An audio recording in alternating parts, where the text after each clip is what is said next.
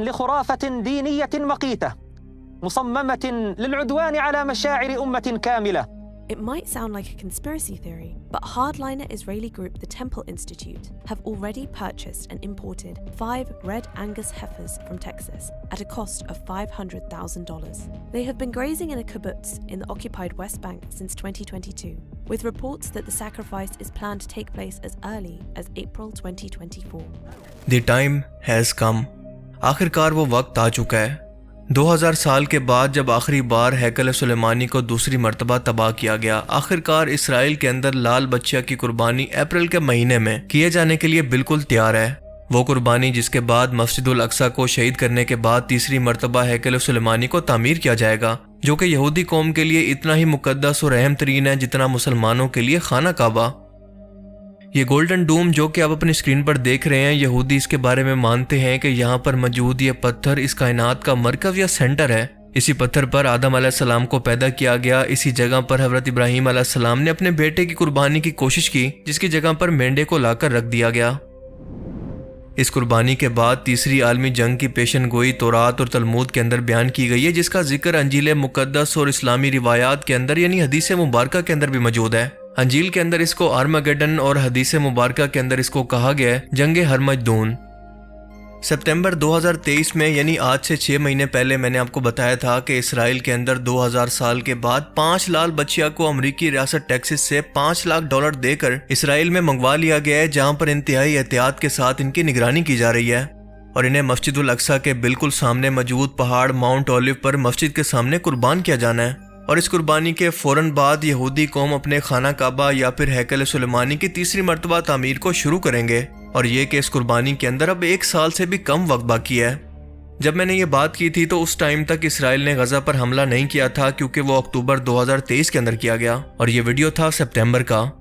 صرف 1 مہینہ پہلے اس ویڈیو کے ذریعے لوگوں کے لیے سمجھنا مشکل تھا کہ اتنا جلدی آخر یہ سب کچھ کیسے ہوگا، کہ اسرائیل حماس یا فلسطینیوں کی موجودگی اور مزاحمت کو کیسے روک پائے گا، مسلم دنیا کا پریشر کیسے برداشت کرے گا. لیکن آپ دیکھیں کہ اس نے یہ سب کچھ برداشت کر کے دکھایا. اس وقت غزہ کے 5 حصوں میں سے الرفا کے اندر مظلوم فلسطینی پناہ لیے ہوئے ہیں، لیکن اسرائیل یہاں پر بھی مسلسل فضائی ایئر سٹرائک کر رہا ہے. 18 لاکھ لوگوں میں سے 15 لاکھ لوگ ایک ایئرپورٹ جتنی تنگ جگہ کے اندر قیدیوں کی طرح زندگی گزارنے پر مجبور ہیں. یہاں پر بنیادی انسانی ضرورتیں، کھانا پینا اور میڈیکل تک کی سہولت تک موجود نہیں ہیں. امریکہ نے اسرائیل کو وارن کیا ہے کہ جیسے وہ پہلے غزہ پر حملے کے اندر اسرائیل کی مالی اور اسلحے کے ذریعے مدد کر رہا تھا، الرفا پر حملے کے لیے بالکل نہیں کرے گا، کیونکہ اب فلسطینیوں کے پاس کہیں اور جانے کا راستہ نہیں ہے. وہ بند گلی کے اندر پہنچ چکے ہیں. ایک طرف مصر اپنا بارڈر نہیں کھول رہا تو دوسری طرف سمندر ہے، تو باقی دونوں طرف سے اسرائیلی فوجیں ان کو گھیرے ہوئے ہیں. لہٰذا اب کی بار الرفا پر یہ حملہ دراصل فلسطینیوں کی نسل کشی ہوگی، نہ کہ جنگ. لیکن اسرائیل نے واضح طور پر یہ کہا ہے کہ چاہے امریکہ اس حملے کے اندر اس کی مدد کرے یا نہ کرے، لیکن وہ پھر بھی رفح کو مکمل طور پر تباہ کر کے فلسطینیوں کا وجود ہی اس سرزمین سے ہمیشہ کے لیے مٹا دے گا، ورنہ یہ لوگ اپنی جان بچا کر خود ہی یہاں سے بھاگ جائیں. اب آپ لوگ خود سمجھ سکتے ہیں کہ اسرائیل ایسا کیوں کر رہا ہے. ظاہر سی بات ہے کہ تھرڈ ٹیمپل کی تیاری کے لیے.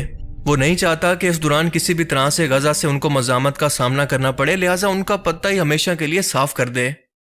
دوسری طرف وہ مسلمان امت کی نبض کو بھی دیکھ چکا ہے کہ ان جیسے بے حس بے غیرت حکمران موجود ہوں تو اسے زیادہ سوچنے کی ضرورت ہی نہیں ہے، جنہوں نے اپنے مسلمان بھائیوں، عورتوں، بچوں کو اسرائیلی فوج کے رحم و کرم پر چھوڑ دیا ہے.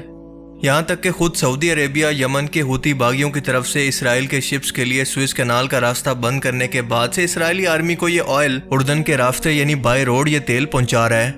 اور یہی وہ تیل ہے جو کہ اسرائیلی جہازوں کے اندر غزہ پر بمباری کے لیے استعمال ہوتا ہے یا پھر ان کے ٹینکوں کے اندر استعمال ہوتا ہے. بحرین، قطر، یمن، لبنان، اردن نے کافی حد تک غزہ کی مالی مدد تو کی ہے، لیکن سعودی عربیہ، UAE اور ایجپٹ یعنی مصر جیسے ملک ٹوٹلی بے حس ہو چکے ہیں. پوری مسلم دنیا کو تو چھوڑ دیں، اگر صرف عرب ملک اکٹھے ہو کر اسرائیل کے خلاف ایک طاقت بن جائیں، اس کا بائیکاٹ کر دیں، تو اس کا وجود ایک دن بھی باقی نہیں رہ سکتا. مگر افسوس کہ یہ اجمی مسلمان ہیں، عربی نہیں، کیونکہ عربی مسلمان تبھی ختم ہو گئے تھے جب ان سے سلطنت عثمانیہ نے بادشاہت چھینی تھی. جیسا کہ اللہ نے قرآن کریم کے اندر فرمایا تھا، جس کا مفہوم ہے کہ اگر تم اس فرمان کو پیٹ دکھاؤ گے جو کہ تمہیں بھیجا گیا تھا یعنی قرآن کریم کو، تو تمہیں ہٹا کر کسی اور قوم کو لے آئیں گے جو کہ اللہ کی فرما بردار ہوگی. عربوں سے پہلے بنی اسرائیل قوم اللہ کی لاڈلی امت تھی، اور اس نے بھی اللہ کے پیغام کو جب پیٹ دکھائی تو ان کی جگہ عرب کو دنیا کی خلافت سونپ دی گئی. اور جب عرب نے بھی بالکل اسی طرح سے اللہ کے قرآن یعنی اللہ کے پیغام کو پیٹ دکھائی تو ان سے دنیا کی خلافت کو چھین کر سلطنت عثمانیہ کے حوالے کر دی گئی۔ اس لال بچیا کی قربانی کے بعد تیسری عالمی جنگ کی پیشن گوئیوں اور پھر دجال کے ظہور کی پیشن گوئی علامی کتابوں کے اندر قیامت کی آخری نشانی کے طور پر موجود ہے۔ یہودی قوم جس آخری مسیح کی 2000 سال سے منتظر ہے وہ تورات کی پیشن گوئی کے مطابق حضرت عیسیٰ علیہ السلام تھے، جنہیں اس قوم نے سازش کروا کر رومی بادشاہ کے حکم پر سولی پر لٹکانے کی کوشش کی، لیکن اللہ نے انہیں زندہ آسمانوں پر اٹھا لیا۔ اور اب کی بار جو مسیح ان کا تیسری عالمی جنگ کے بعد ان کا بادشاہ بن کر سامنے آئے گا وہ دراصل جھوٹا مسیح یعنی دجال ہوگا، جس کا خاتمہ کرنے کے لیے عیسیٰ علیہ السلام دنیا کے اندر واپس آئیں گے، کیونکہ اللہ کے رسولوں کو ان کا پیغام پہنچانے سے پہلے قتل نہیں کیا جا سکتا، لیکن اس بار وہ رسول نہیں بلکہ رسول اللہ کا امتی بن کر دنیا کے اندر واپس آئیں گے اور اس فتنہ عظیم یعنی دجال کا خاتمہ کریں گے، جسے ختم کرنا کسی اور کے بس میں نہیں ہوگا۔ وہ دین اسلام کو پوری دنیا پر نافذ کریں گے۔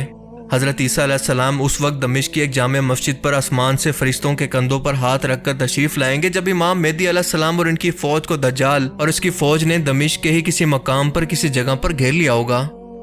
حدیث مبارکہ کے مطابق امام مہدی علیہ السلام کا ساتھ دینے کے لیے یا پھر ان کی فوج کے اندر جو کالے جھنڈوں کی جماعتیں شامل ہوں گی وہ عرب کے مشرق یعنی آج کے ہندوستان، پاکستان، ایران اور افغانستان کی طرف سے آئیں گی، جنہیں اس وقت خراسان کہا جاتا تھا۔ اللہ کے رسول نے فرمایا تھا کہ ان فوجوں کا رخ کوئی پھیر نہیں سکے گا، ان کو کوئی نہیں روک سکے گا، یہاں تک کہ وہ ایلیا یعنی یروشلم کے اندر جا کر موجودہ اسرائیل میں جا کر امام مہدی علیہ السلام سے ملاقات کریں گی، ان کی فوج میں شامل ہو کر امام مہدی علیہ السلام کی خلافت کو قائم کریں گی۔ اب اس پیشن گوئی کے مطابق یہاں پر یہ بات سمجھنا انتہائی ضروری ہے کہ یقیناً اس وقت خراسان کے اندر خلافت کا نظام قائم ہو چکا ہوگا، تبھی تو وہ فوجیں امام مہدی علیہ السلام کا ساتھ دینے کے لیے یا پھر ان کی مدد کرنے کو پہنچیں گی۔ اللہ کے رسول نے فرمایا تھا کہ اگر تمہیں گھٹنوں کے بل گھسیٹ کر بھی جانا پڑے تو امام مہدی علیہ السلام کی فوج کے اندر شامل ہو جانا، کیونکہ وہ جنتی لشکر ہوگا۔ افغانستان میں حال ہی میں اسلامی خلافت کا نظام، پاکستان کے اندر ڈکٹیٹرشپ کے خاتمے کے اشارے، ہندوستان کے اندر مسلمانوں پر بڑھتے فسادات، کیا یہ سب کچھ بلا وجہ ہو رہا ہے؟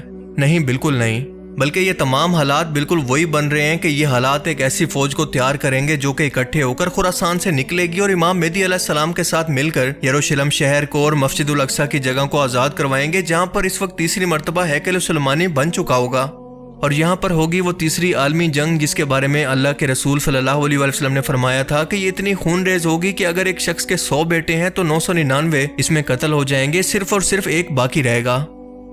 لیکن اس خون ریز جنگ کے بعد یا پھر مشکل کے بعد اللہ تعالیٰ آخر کے اندر مومنین کو یا مسلمانوں کو فتح دے گا۔